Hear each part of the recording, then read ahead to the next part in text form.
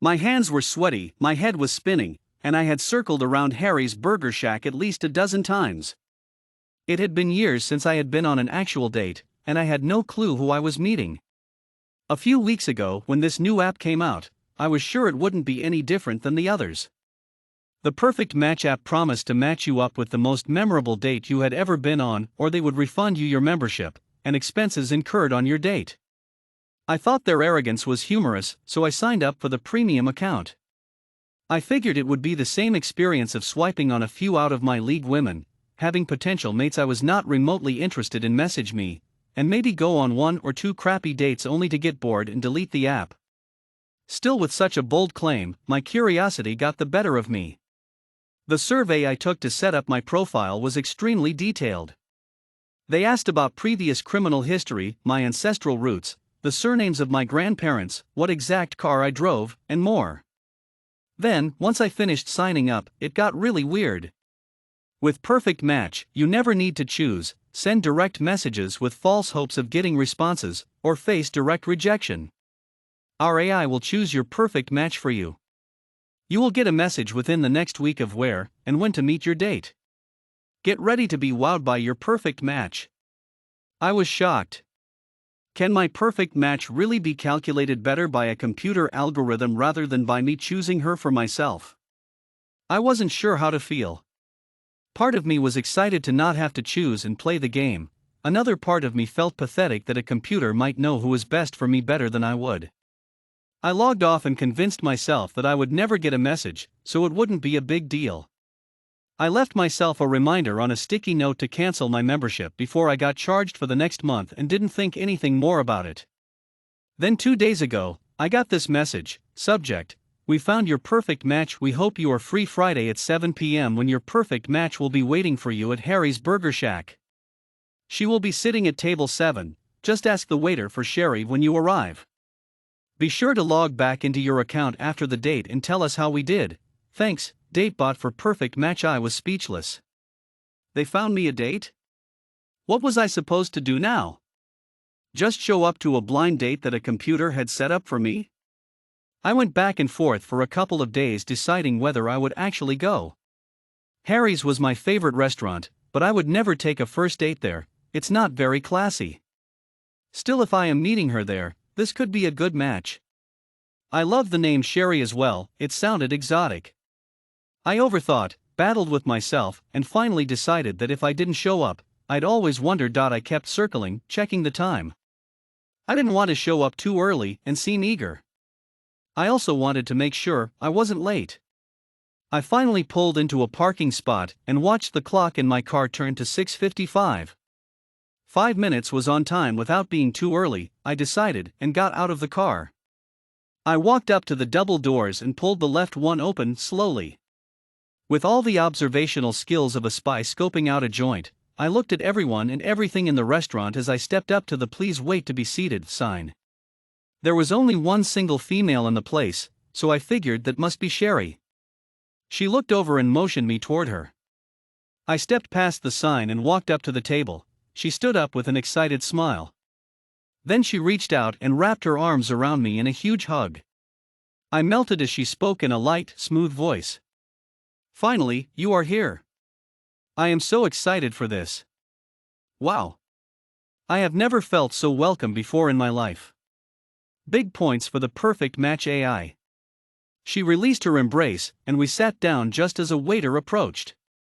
"I'm guessing this is who you were waiting for?" the waiter asked.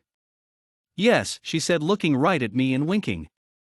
"We are all very excited to meet you," the waiter continued, holding out his hand eagerly. "She has been telling us all how amazing you are." Amazing? I started to wonder what the Datebot had told Sherry to get such a reaction. I struggled to remember anything I might have answered on their extensive survey that would stand out as amazing. I tentatively took the waiter's hand and shook it. "I'll go get everything ready," the waiter said with a huge smile, and then rushed into the kitchen. "I can't believe this is actually happening," Sherry exclaimed, squirming a bit in her seat. Yeah, this is great," I replied, now getting even more nervous.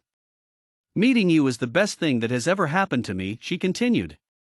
"So, what do you want to know about me?" I sat frozen for a couple seconds, feeling very inadequate, and had no clue what to ask. I blurted out the only thing that came to mind. "How old are you?" "35, she replied instantly. "Okay, where did you grow up?" I was beyond confused but couldn't think of anything else to ask besides pointless, first date, get to know you questions. "I have been here my whole life, until now, that is," she said, scooting forward in her chair and reaching out to grab my hand. "Until now?" Her touch was intoxicating and sent chills throughout my body, so I scooted forward in my seat as she caressed my hand. Still, I had no clue what she was talking about. "Our trip," she said, letting go of my hand. "Oh yeah," I said almost instinctively to get her to keep touching my hand. I was equally confused and enticed, and the mix of allure and fear made it impossible for me to have any truly coherent thoughts. "So, where are we going?" I asked hesitantly as she made me melt again with her soft caress on my hand. She let go and looked at me with a stern expression that left me feeling guilty, like I had forgotten something important. "We are ready, ma'am." A large man in a dark, black jumpsuit stepped out of the kitchen door and held it open. Sherry stood up, walked over to where I was sitting, and held out her hand. I stood up, taking her outstretched hand. As we walked toward the kitchen door, she leaned in closer to me. "You better let me do all the talking. Don't let them know you are not him," she whispered sternly. I nodded, and all the alluring feelings had been washed away by the new fear and embarrassment that there had been some horrible mix-up. She plastered a big, fake smile on her face, and I did my best to follow suit. The large man walked behind us as we navigated our way through the empty kitchen and out the back door of the restaurant to face a large, black sedan with darkly tinted windows. The intimidating man opened the back door and Sherry stepped inside. He then escorted me to the other side, opened that door, and I sat down. Sherry stared forward with a blank expression until the car started rolling. "You are not him," she yelled. I looked around nervously. There was a wall between us and the front seats that I am guessing was soundproof. I don't know," I said, unsure of what was happening. "Do you have it?" she demanded. "Have what?" I asked nervously, scooting away from her. "The code, our ticket off this planet," she explained in a frustrated tone. Off this planet? Now I wondered if she was crazy. My perfect match was a lunatic. "Great job, perfect match." "Ha!" she screamed and put her head into her hands for a few seconds. "If we show up without the code, they will make sure we disappear." She paused. "Who the hell are you?" She was now obviously panicking. I thought twice about sharing my real name. "Look, I just signed up for a dating app and got a message to meet Sherry at the Burger Shack." This was supposed to be a blind date. "Wait," she interjected. "Let me see that message." I pulled my phone out and opened the email from the Perfect Match AI.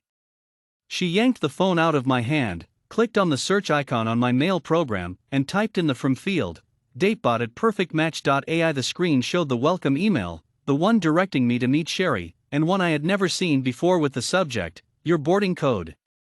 I stared in disbelief. "It is you," she exclaimed happily. "But apparently they did a really good job erasing your memories." She leaned over and whispered in my ear. "We'll do whatever it takes to bring them back." Then she pressed her lips to mine in the most electrifying kiss I had ever experienced. I had no power or desire to object at that moment. We spent the next few minutes embracing and kissing until the car came to an abrupt stop, and there was a pounding on her door. "Get out of the car, Sherry. This ends now," an aggressive voice yelled. The last thing I remembered was a strong person pulling me out of the car and a sharp blow on the back of my head. "Then I woke up here with you asking me questions. You really have no memory of Sherry, or the plan to escape," a man in a black suit asks me as he leans over a metal table to get closer to me. "Okay then," he says, and then leaves the metal room where I am chained to a metal chair. I hear the door bolt behind me and wonder where I am and what will happen now.